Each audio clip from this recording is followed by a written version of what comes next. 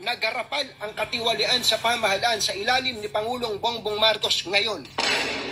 Tama ka, Katunying. Si Pangulong Bongbong Marcos Jr. dito, gusto ko sabihin, kinukonsinti niya ang katiwalian sa pamahalaan. Dapat magsalita si Pangulong Bongbong Marcos tungkol sa mga porsyento ng mga congressman, pati ng mga senador sa mga government projects. Pagka hindi nagsalita si Pangulong Bongbong Marcos Jr. dito, gusto ko sabihin, kinukonsinti niya ang katiwalian sa pamahalaan. Talagang kinukonsinti niya. Po ang katiwalian sa pamahalaan. Kasi si Tambaluslos, pinsan niya. Na garapal ang katiwalian sa pamahalaan sa ilalim ng kasalukuyang administrasyon. I-quote niyo po ako dito. Ako ay naniniwala na garapal ang katiwalian sa pamahalaan sa ilalim ni Pangulong Bongbong Marcos ngayon. Sasabihin ko po sa inyo yan. Garapal. Kaya, kung meron man pong dapat na umaksyon dito, dapat si Pangulong Bongbong Marcos. Correct. Si Pangulong Bongbong Marcos should act immediately. Dapat lang. Dapat magsalita si Pangulong Bongbong Marcos tungkol sa mga porsyento ng mga congressman, pati ng mga senador sa mga government projects. Pagka hindi nagsalita si Pangulong Bongbong Marcos Jr. dito, gusto ko sabihin, kinukonsinti niya ang katiwalian sa pamahalaan. Pero ngayon po, garapal po ang katiwalian sa pamahalaan. Ngayon, buti naman, alam mo. Katunyeng, nagising din ang mata mo, sa katotohanan. Bakit kaya, ito ang suggestion ko sa'yo, Katunyeng. Bakit kaya hindi ikaw na lang ang pupunta doon at magsasalita na kausapin mo si BBM na talagang sibakin niya sino yung pinsan niya, sibakin niya nang dahil kay Tambaluslos kinokonsinti niya ang mga pagnanakaw sa pera ng kaban ng bayan. Yun. Dahil si Tambaluslos magaling dyan. Tingnan mo, pati ang mga tuwadkom, mga bayadaw, mismo na si Sara Duterte nagsasabi na pag na-off na ang camera, mismo si Chihuahua, sinabihan siya, pasensya na, BP Sara Duterte, kasi nangangailangan kami ng pera. Eleksyon na kasi tingnan mo, isa na yan, nagpapakita na proof na bawat hearing nila, bawat tirada nila sa mga Duterte, may bayad sila. Yun. Besides sa sahod nila, na mga hinayupak na yan, na lumalamon sa pira ng bayan, may sahod pa sila, pati yung paghiring-hiring nila, may bayad pa. Ganun ba yun? Tingnan nyo, taong bayan, kung gaano kakurap ang mga congressman ngayon sa under kay Bangag at under kay Tambaluslos. Dahil yan kay Tambaluslos, diba? Sabi ni Sara Duterte, na si Romualdez lang at si Saldico ang humahawak ng pera ng bayan ng Pilipinas, budget ng Pilipinas. Dahil kahit sa DepEd na mga budget proposal, paglabas ng general appropriation, mayroon ng ini-insert na ilang bilyonis. Tapos yung ini-insert nila, kinukuha nila para sa kanila yun. Tingnan nyo kaano ka walang hiya itong si Romualdez. May bayad pala sila bawat hearing. Binabayaran ni Tambaluslos sila bawat hearing para talaga masipag. Kaya pala matyaga, talagang masipag sila hanggang umaga, hanggang early morning, nag-iimbestiga pa, 1:00, 2:00 ng kinaumagahan na. Nag-iimbestiga pa. Dahil sinasagad ang bayad. Yun, mismo si Sara Duterte, kasi si Joel Chua daw ang nagsabi sa kanya yan. Pasensya na, hindi naman namin gusto ito, BP Sara. Nangangailangan lang kasi kami ng pera. Kasi mag-eleksyon na. At si Harry Roque din,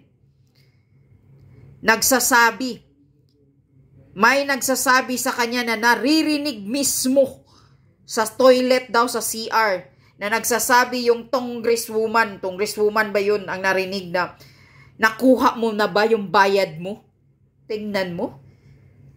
Tingnan nyo mga taong bayan kung gaano tayo niluluko ng mga kawatan na ito. Na dapat talagang sibakin itong si Romualdez. Tanggalin itong isang buayang hinayupak na to. Kita nyo, ito si Tonying. Loyalista ng Marcos ito. Loyalista ni Marcos. Ikaw ka, Tonying, bakit hindi ka, ikaw na lang kaya ang magsasalita kay BBM face to face doon, di ba? Di ba nakakapasok ka, nakakaharap mo lagi si Lisa Butod, si Lisa Satanas? Punta ka doon sa Malacanang. Face to face mong sabihin. Sabihan si Bangag Marcos Jr., authenticated Paul Buruinik. Sabihan mo, nasibakin niya si Tambaloslos dahil yan ang nakakasira sa kanya. Diyan napupunta ang pira ng bayan sa tiyan ni Tambaloslos. Ikaw, Katunying, ang pupunta doon sa Malacanang. Huwag mo nang ipadaan dito sa social media. Huwag mo nang ipadaan kung ano-ano pa. Diba, interview mo si Lisa Butod, na yung sinasabi ni Lisa Butod sa'yo na bad shot na si BP Sara sa kanya. Ang putang inam, laklakirang bruhilda. Nasabi pa ni Maharlika, smuggler, kidnapper. Ikaw na Lisa Marcos ka, wala kang karapatan, butod ka. Wala kang mandato sa gobyerno, pero sinasayang mo ang pera ng mga taxpayer na binibigay mo kunyari. Wala kang karapatang mamimigay ng pera ng mga Pilipino dahil wala kang mandato sa gobyerno. Isa ka lang housewife, nalaklakira ka, dugyot ka, butod. At ikaw pa'y nagsasabi kay Sara na bad shot si Sara ngayon. Ang sagot ni Sara sa inyo, mga putang ina kayo. Malutong na putang ina sa iyo, BBM, Lisa Marcos at Romualdez. Yan ang magaling at masarap na sagot sa inyong tatlo. Sagutin mo pa, Lisa Butod, yung malutong na mura ni BP Sara. Tingnan natin. Langiya kayo At ikaw, Katunying, pumasok ka na sa Malacanang. Harapin mo na si Bongbong Marcos mo. At yung Lisa Butod mo. Huwag mo nang ipadaan sa social media ang pagsasabi mong ganyan na ikinukonsenti. Talaga naman kinukonsenti niya Kasi nagbulag-bulagan siya Kahit na nga sa flood control, nagbulag-bulagan siya. Naniniwala siya ng mga kasinungalingan kung sino yung bumubulong sa kanya. Kasi nga, inutil yung Bongbong Marcos mo. Inutil. Sabi pa ni Sara Duterte, walang alang magpatakbo bilang isang presidente. At ito pa, Katunying, sabihin mo pang mag-resign na lang siya.